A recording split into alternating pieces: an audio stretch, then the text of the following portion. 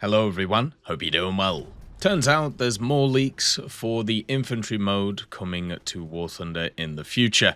So what we'll do in this video is we'll go over them and see what it's about. A lot of this is focused on kind of crew skills for infantry and then also some other little pieces of it. One thing I do want to mention before we get into this video is there are Twitch drops right now for War Thunder and also Active Matter. You can get a bunch of War Thunder vehicles and then also, well, 2 War Thunder vehicles and then also a bunch of stuff for Active Matter. So if you come along to the Twitch stream, which will be live when this video goes up, I'll leave the links in the pinned comment and also the description. You'll be able to get some free stuff for War Thunder and also for Active Matter. Also, Active Matter will have an active demo this weekend, so if you want to try it out for the first time without having to purchase it, you can do that, and I think that's pretty cool. So make sure to check those out, and as always, if you enjoy the content, make sure to subscribe and like the video. Let's get into the leaks. So when it comes to the previous leaks for the infantry stuff in War Thunder, we got a lot of guns, we got a lot of armor, we got some maps as well that were being worked on. This specific set of leaks, which came out today, are basically talking about some interesting stuff in terms of the crew skills that will come to infantry.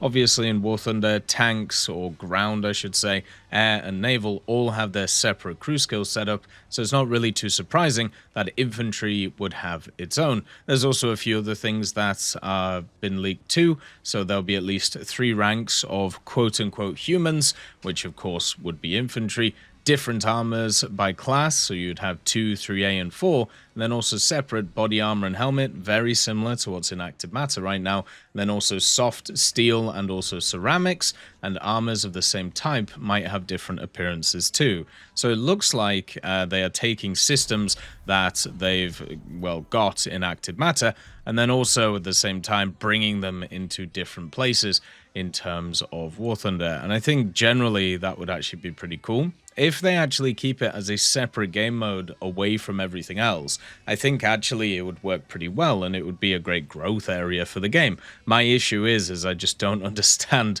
how any of these things actually will resonate in the standard game modes that War Thunder has. One of the reasons why Enlisted itself was a separate game compared to just putting it in War Thunder is because the maps themselves had to be different. The gameplay itself is different. And also, you know, tanks would be incredibly overpowered as they kind of are in Enlisted, but they would be even worse in War Thunder because of how the aiming and also the third-person stuff works. But for some reason, people have always wanted it in, and maybe this is going to be what's going to happen. A lot of the stuff that was leaked was more modern weaponry as well for the game, so it looks like we're going to get some more modern stuff. Talking about the crew skills for infantry, so I'll just list them here, the ones which have been leaked. So you have max stamina, how long they can hold breath to stabilize the gun sight, medkit healing effectiveness, keen vision light for tanks,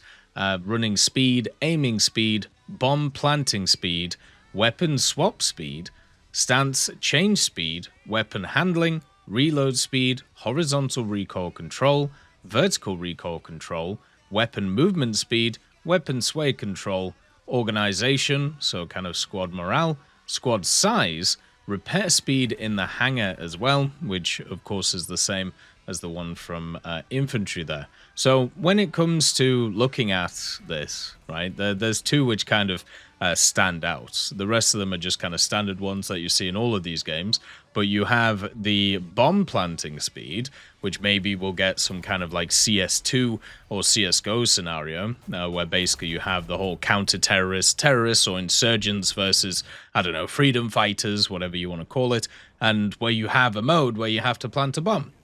That would be kind of interesting when it comes to War Thunder, because one of the more crazy things about War Thunder that many people have brought up over the years is the game modes themselves haven't really changed that much. Nothing's really moved around with it. So what if Gaijin decides, you know what we're going to do is we are going to create a whole new set of infantry in the game, and we're going to give them the more interesting game modes. So instead of just a domination style or conquest style setup, Maybe that's where they start adding stuff in. Imagine seek and destroy or capture the flag. It actually starts making sense if you have just infantry, but if you have vehicles, even though they've tried it in the past, it hasn't really worked very well.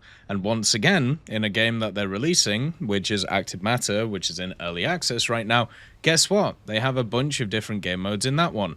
It isn't just, you know, go in, get the stuff and extract. There's also a bunch of different things. There are ones which have different kind of modifiers on them, so there are different amounts of enemies that you have to fight. There's also ones with different sets of guns on them, and also different sets of objectives. One of the big parts of Active Matter is actually how you can have the same map, but it's affected by different different events, which make it completely different in how it plays. Such as you have unstable zones, which are basically like a battle royale zone. You have a distortion zone, which means that there is more distortion enemies on it. You have stuff like the darkness, which is basically just a night version of the standard map. You have the hive, which means that there is more bugs flying around that you have to deal with. And then you have the overgrowth, which means there are more enemies, such as dendroids, which are basically like wooden daedric, like you have out of Skyrim, that you have to deal with. All of these things, even though you're playing on the same map, give it a different feel. It's very similar to how in War Thunder you have the kind of summer map and then the winter version of that map too. So for me, when I look at something like this, I actually think it's pretty cool that they're at least giving this a go. I want to see how it's going to work, of course, just like everybody else. I have no idea how they're going to, how it's actually going to work in War Thunder, but I don't think it's going to be integrated into the standard modes. There's no way it can be in terms of it. And also another part of it, which you may remember got leaked a little bit ago, was the idea of other drones being added. So FPV drones, kamikaze drones, and also recon drones being brought into the place alongside a bunch of specific attachments and guns, and also even attachment sites, which once again, a lot of them you can actually find in Active Matter. So it kind of shows that Gaijin does have all of these assets, and as we know, when it comes to Active Matter, and also when it comes to General War Thunder, they do like kind of spreading these things about the place. They do enjoy basically using the same assets in different places, because who can blame them? It's the perfect way of being able to continue to produce stuff in different ways. There's a lot of stuff that's shared between like Enlisted, Active Matter, Crusade Fawad, and War Thunder, and then also other projects that they have, such as that boat game, which I can't remember the name of. But if you create something, and even like War Thunder Mobile, right? But if you create something and you can use it several times in different scenarios, then that can actually be fantastic. That works really, really well. And it seems like that's exactly what they're doing here. So hopefully it continues to proliferate. Hopefully we actually get some official news about what's kind of going on here, because it would be really nice to know what's happening. And I think I very much sit in the same boat as everybody else, where I just want to know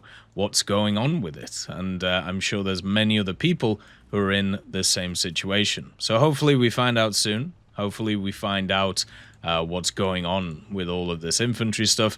The video, it seems that April Fool's must have not just been a meme, which it definitely felt like a meme, but it seems like it wasn't. So hopefully we get some good news about it. As always, I hope you have a wonderful day, and I'll see you next time. I'd just like to thank GMG Smiley, CD Beans, Chieftain Mike, EMN3 Galaxy, Tulio Pontecovo, Brendan Quinn, Carrion Crow, Gus Irenicus, Pyman, Wartinder, Teddy, Daniel Stanton, Martinez, B. Young, Ozzy Panzer, Alan Hacker, Liam Shear, Opium Prime, Lafouche, Sem, Aslan, Uncle Bean, and Derek R. for supporting the channel.